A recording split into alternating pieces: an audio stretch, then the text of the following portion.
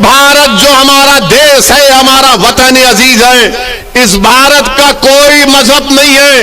ये भारत ना हिंदुओं का है, ना मुसलमानों का है, ना ईसाइयों का है, ना सिखों का है। ये भारत किसी का भी नहीं है, ये भारत सबका है, चाहे वो खुदा को मानता हो या ना मानता हो। ये भारत की खूबसूरती है। बीजेपी इसको सिर्फ एक मजहब से जोड़कर ये बताना चाहती है कि ये मुल्क सिर्फ एक मजहब का है या एक आरएसएस की आइडियोलॉजी के मानने वालों का है। आरएसएस वालों, तुम क्या एक मिसाल पेश कर सकते हो कि मुल्क की जंग आजादी में तुम्हारे कौन से लोगों ने अंग्रेजों के खिलाफ आजादी में हिस्सा लिया? क्या तुम्हारे किसी एक लीडर का तुम नाम बता दो। अरे तुम तो अंग्रेजों से मिले हुए थे।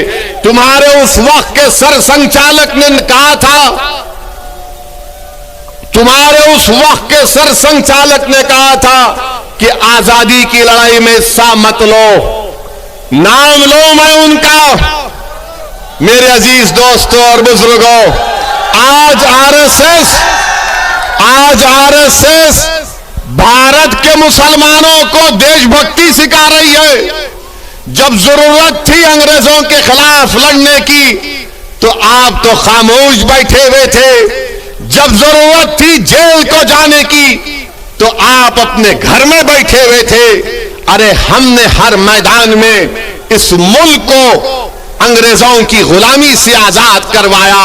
नरेंद्र मोदी की जबान से आप कभी नहीं सुनेंगे कि आरएसएस ने इस मुल्क की आजादी के लिए अपना खून या पसीना बहाया। नरेंद्र मोदी बात करेंगे औरंगजेब की, नरेंद्र मोदी बात करेंगे शिवाजी की। नरेंद्र मोदी कभी बात करो सन 57 की जंग आजादी में। बताओ ये लोग आज जो नफरत फैला रहे हैं, इनका क्या रोल रहा? इनका कोई रोल नहीं रहा। बात करते हैं तो जिना की बात करते हैं। अरे इसी सरजमीन से हमने टू नेशन थियरी को रिजेक्ट किया, मुस्तरद किया।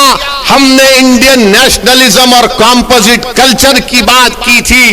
अगर आज हम यहां पर सहारनपुर में है, देवबंद में है, गंगों में है, तो वो जिना के पैगाम को ठुकराने की सबसे बड़ी जीती जागती मिसाल है।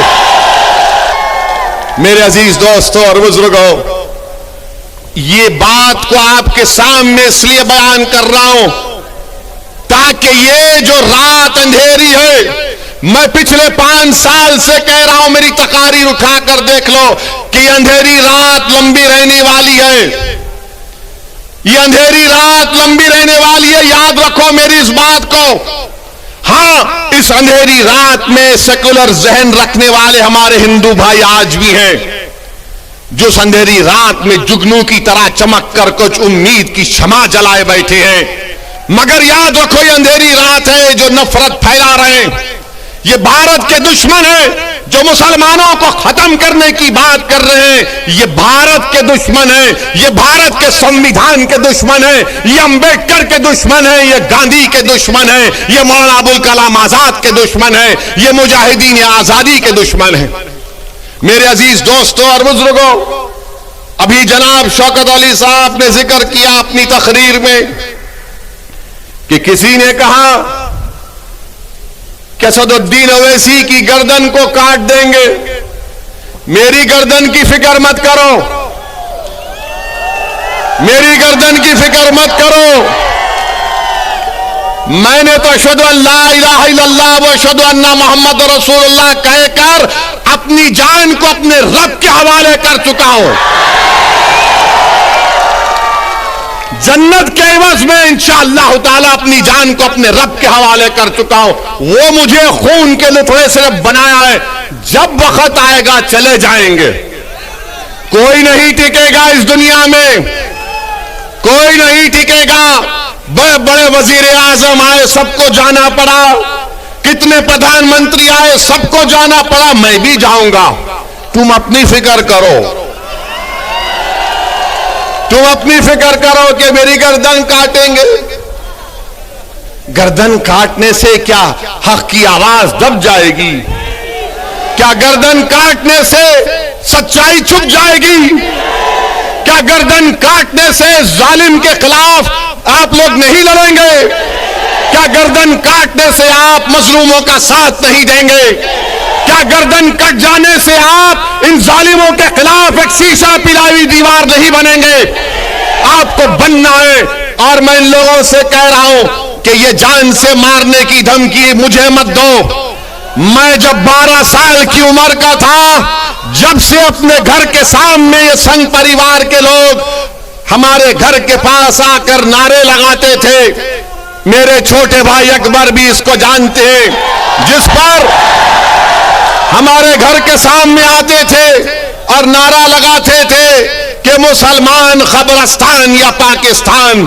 15-20 लोग आते थे, हमारे एक ताया थे, वो जब भागते थे तो पूरी अपनी चप्पलें छोड़कर भाग जाते थे।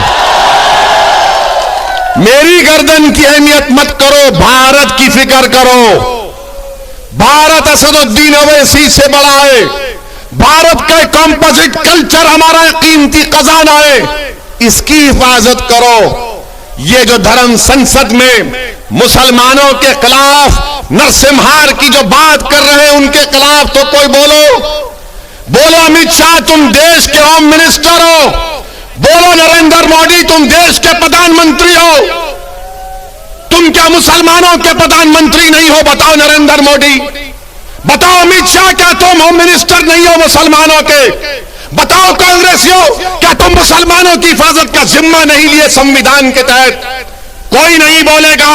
मगर जब इलेक्शन आएगा उत्तर प्रदेश का, तो एक मुसलमान से डर दिखाएगा, एक बीजेपी का डर दिखाकर मुसलमानों को बेवकूफ बनाकर और हासिल करेंगे। मेरे अजीज दोस्तों और बुजुर्गों, मेरी आपसे गुजारिश है कि आज मजलिस हिस्सेदारी की बात कर रही है। मजलिस उत्तर प्रदेश की सियासत में 19% मुसलमानों की हिस्सेदारी की बात कर रही है। अगर मैं हिस्सेदारी की बात कर रहा हूं तो Samajwadi party, BSP, Congress, BJP, RLD सबके पेट में दर्द शुरू हो जाता है। क्यों दर्द शुरू होता है? वो नहीं चाहते कि मुसलमान बराबरी पर आ जाए, वो ये चाहते हैं कि मुसलमान दरी बिछाता रहे, दरी बिछाता रहे, दरी बिछाता रहे। वो ये चाहते हैं कि मुसलमान दरी बिछाता रहे, उसको बेशर्म किया जाए, मगर उसके मुकद्दर में दरी बिछाना है। मैं तुमसे कह रहा हूं कि दरी अब तुम नहीं बिछाओगे, तुम कुर्सी पर बैठोगे और राज भी करोगे इंशाअल्लाह ताला। तुम अपने मुकद्दर के फैसले आप कर सकते हैं। बरसों आपने समझा कि नहीं कांग्रेस का साथ देंगे, कांग्रेस हमारे मुकद्दर के अच्छे फैसले करेगी। कांग्रेस ने क्या दिया हमको? शहादत बाबरी मस्जिद, हाशिमपुरा, मलियाना दिया। तो कभी हमने समाजवादी का साथ दिया, कहा कि मौलाना मुलायम है, मगर मौलाना तो नहीं निकले, अपने यादव परिवार को आगे बढ़ा दिया। तो कभी आपने कहा कि चलो इनके बेटे का साथ देते हैं, तो हमको क्या मिला? मुजफ्फरनगर मिला। फिर आपने बीएसपी का साथ दिया, कौन सा हिस्सा मिला आपको? कौन सा हिस्सा मिला आपको? सबसे ज्यादा जेल में उत्तर प्रदेश में अगर अंडर ट्रायल कोई है तो मुसलमान है 28%। सबसे ज्यादा कम ग्रेजुएट है तो मुसलमान है 2%। सबसे ज्यादा प्राइमरी स्कूल में कम पढ़ने वाले बच्चे हैं तो मुसलमान है। बताओ ये कब खत्म होगा? यही चीजें जब हम पढ़ते हैं तो मेरी जबान में तेजाबगी पैदा हो जाती है। मेरे अजीज दोस्तों और बुजुर्गों, याद रखो मेरी इस बात को, कामयाबी लिखना ये अल्लाह का काम है, तुम्हारे हाथ में नहीं। अल्लाह अगर कामयाब करना चाहा तो अल्लाह आपके दिलों में मोहब्बत को डालेगा। मगर मेरी इस बात को याद रख लो, अगर नाइंसाफी का आप खात्मा करना चाहते हैं, मैं सहारनपुर की इस मुबारक और तारीखी सरजमीन में खड़े होकर आपसे हाथ जोड़कर अपील कर रहा हूं कि तुमने 60 साल कांग्रेस का, आरएलडी का, समाजवादी का, बीएसपी का साथ दिया। एक मर्तबा अपनी क़यादत को बनाओ, अपनी पार्टी को मजबूत करो, अपनी नेता को बनाओ जो तुम्हारे इशारे पर उठेगा, जिसकी दिलों में तुम्हारी मोहब्बत होगी, जिसकी जबान पर सपा, बीएसपी, कांग्रेस का डर नहीं होगा, उसकी जबान पर तुम्हारे इंसाफ के मुतालबे रहेंगे। वो तब होगा जब आप अपने वोट से मजलिस के उम्मीदवारों को कामयाब करेंगे और लखनऊ में उत्तर प्रदेश की विधानसभा को भिजाएंगे।